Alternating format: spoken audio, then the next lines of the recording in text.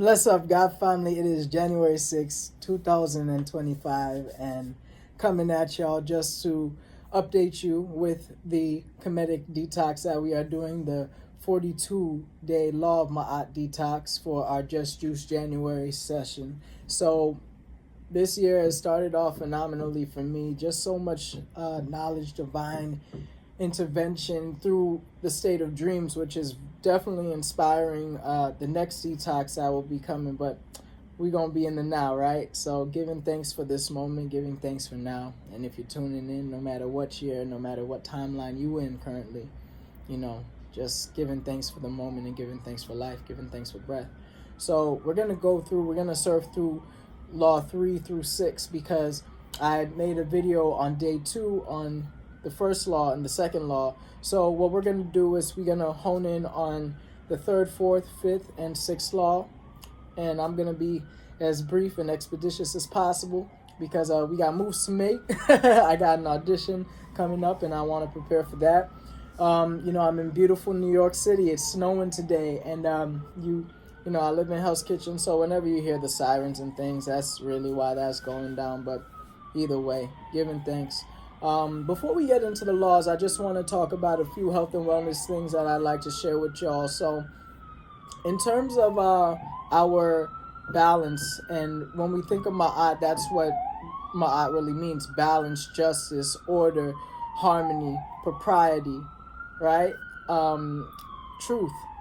It's really important to be honest with ourselves and make sure that we are living in harmony and living in balance. And that's what a lot of these laws embody. You can see these laws, which pretty much are older than most of the religions, such as if we just take the Abrahamic religions, for example. You can see that the main commandments in Judeo-Christianity are also interwoven inside of the laws of Ma'at. And as we go through, you'll see that a little bit more, right? So just giving thanks for this moment once again. The idea of just eating to live, right? A lot of people like to talk about a fad diet. I don't consider live food a fad diet. I consider it an innate way of living, our live it, right? Because a lot of times when we focus on a diet, we focus on the idea of dying or not dying, as opposed to being in harmony, being in balance with life and what is around us, what the universe, what the Creator has intended for us to be. And even if you do look back in the Bible, and if you look in the Egyptian book of Coming Forth by Day, it really talks about a lot of eating habits. And even back to the Garden of Eden, it wasn't a slaughterhouse of Eden. Right now we have mass murder that is occurring in the form of all of these animals that are being abused and exploited just so we can enjoy all of this food, this chemically induced fast food. And it's just not, it's not proper. So we're going to get into the 3rd law, and the 3rd law really is it is I have not stolen. So this idea of I have not stolen, yes, we can talk about the property, but it's also in terms of our integrity, right? So even in the modern the modern ideal is I commit to fairness and integrity, respecting the boundaries and possessions of others. So it's really meditating on this idea and this principle of making sure that we are respecting and making sure that we are upholding a certain level of balance by not feeling like, everything is almost like, at your disposal, because there's an order to life, right? So even when, for example, if somebody wins a competition, and maybe you helped them out a little bit, and you want to step on that stage and say, well, they didn't get here if it wasn't for me. That's living once again in isfet. That's out of balance. That's disorder. Now you're causing even confusion between you and that person you help, that relationship. So definitely important to cultivate a sense of gratitude and everything and fairness, and then also realizing that gratitude extends to your own resources, right? And not living in a way where you feel like you have to put others down based off of the things that you might have helped them with, or maybe maybe there's an envy or jealousy that you feel like you need to uplift yourself higher than they are, right? So we're going to definitely dive into these all of these laws. Every day you join me for the 42-day law of Ma'at detox. We dive deep into the laws, so I invite y'all to join those rising calls. Tomorrow's going to be at 7:30, okay? You just hit me up, get your trial day. And honestly, like, if you just want to pay what you can, that's a beautiful thing too, and then there will definitely be a detox book that's coming out with in conjunction to the laws of Ma'at. So let's move on to the fourth law of Ma'at, which is basically the idea of I have not stolen food, right? So this idea of not stealing food is, respecting the sustenance and labor of others and making sure that we're sharing generously. So the modern ideal is I commit to honoring the resources that sustain life and to the practice of mindful consumption. So we want to practice mindful consumption with our food and making sure that we're not eating more than we need to eat, because a lot of times we are becoming very gluttonous, and that goes into one of the 7 deadly sins, right?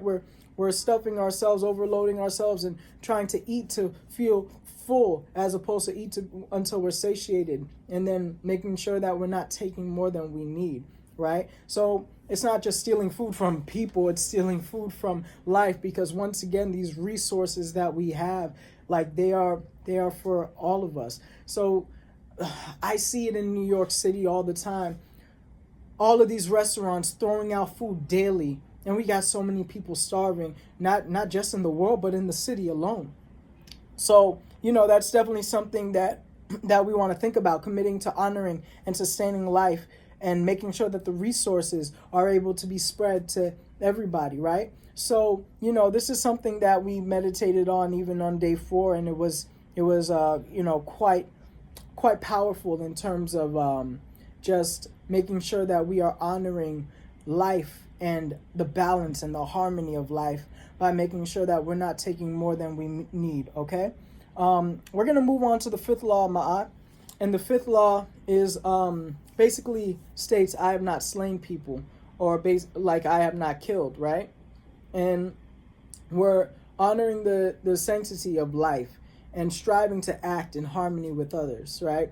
So in this modern ideal, I commit myself to nonviolence in thought, word, deed, and nurture peace in my interactions with the environment. So it's almost like we can look at death as, yes, that physical death, but there's so much that happens even when we get into our emotions, right?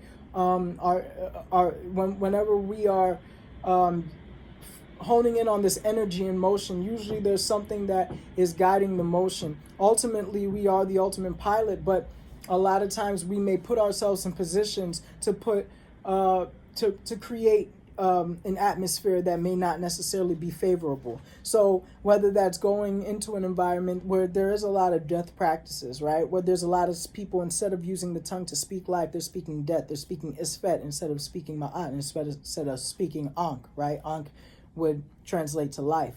That is the Medu Neter word, which is like, even when they have the symbol of the ankh is representing life, whereas the cross, was very symbolic in the Roman times for death. But even the cross has its own history of representing the cardinal directions as well as the different elements, earth, wind, water, fire. So there's so many things, just like even if we look at the swastika, which was taken and, brutalized in terms of the beauty. It was taken and used as a symbol of hatred. So going back, to I have not slain people, it's really affirming life, and even affirming life in these symbols that we've been using. So committing to nonviolence and making sure that we are cultivating peace and honoring the divine within everything, right? So it's a very important thing to make sure that we are meditating even on that and releasing anger, so we can cultivate harmony around us. Imagine if everybody was doing that on the planet, right? We're going to move on to the 6th law of Ma'at, and then we're going to wrap up, all right? So this also goes back to the idea of I've not stolen offering, right? So offerings and the food could be related to each other. The main difference with this one as opposed to the first one, where the offering would really be for more so not in terms of the fourth one where it's focusing on the labor of others, but it's almost like taking anything that without your permission, and making sure that you are receiving things in gratitude. So theft is a profound and moral violation, not just in the physical but in the spiritual. So we want to make sure that we are operating in ma'at, operating in balance, even in terms of how we are relating to those different to these different things that we are interacting with in our environment. Unfortunately, there's so many people who are, they feel like everything belongs to them, like they are entitled. So a lot of these laws in the beginning, and as you go through, you could see that from a sectional perspective, they're very related, but this law particularly is about being upright with our fiscal affairs. So anything that has to do with trading, buying, selling, any type of offering that is being offered, like we want to make sure that we are honoring and not defrauding, as opposed to the fourth one, which is more so the idea of committing theft. So both of them, yes, have to do with making sure that we're respecting other people, and there's I think the deeper implication is like, whereas the fourth one is like, don't steal from don't steal even from a metaphysical aspect. The fifth one is more so, or the sixth one, excuse me, is more so like the offerings that we are giving to just life in general. For example, like if you know that there is a big table of food, right? And it's the difference between the fourth one, like having somebody's plate right beside you and you sneaking that stuff off their plate, versus the sixth one where you're openly just, hoarding all of that for yourself, is how I would see it. But I would love to hear any different ideas and any different translations that anyone else would like to share. Giving thanks, yo. This detox has been very powerful for me. The ideas, once again, we want to do a raw or liquid fast, so a raw, organic, intermittent fast where we're only eating live food, nothing dead, practicing a livid as opposed to a diet. We want to make sure that we are feeding and nourishing our body, mind, and spirit by not putting anything toxic in our body. That is a very big thing when we're detoxing, because it's not just about thinking on just the food. We also want to make sure that we're moving physically every day, move that lymphatic system. So every rising, we're doing our system, we're doing our Smitawi or Egyptian yoga. Would love for y'all to join us. Then also meditating daily on these laws, okay? So there's all different types of translations out there available. I try to take different ones and really compare and contrast, doing the research to see what best fits. We also want to affirm life through our behaviors, conversations, the environments that we engage with, the music we listen to. Also, join my detox group. Provide daily updates. Share your recipes. I know it's very motivating and inspiring for others. It's definitely motivating and inspiring for me. So definitely pop on. And then the last thing is a journal. Like, take time, take a pencil, take some real paper. Write your thoughts down. It's a beautiful way to connect. Giving thanks once again to life in all forms. Honoring and seeing the divine within everything and seeing the divine within me. We are a divine reflection. I give thanks. Hetep, Seneb, Ashe. Stay rooted, God family. Bless.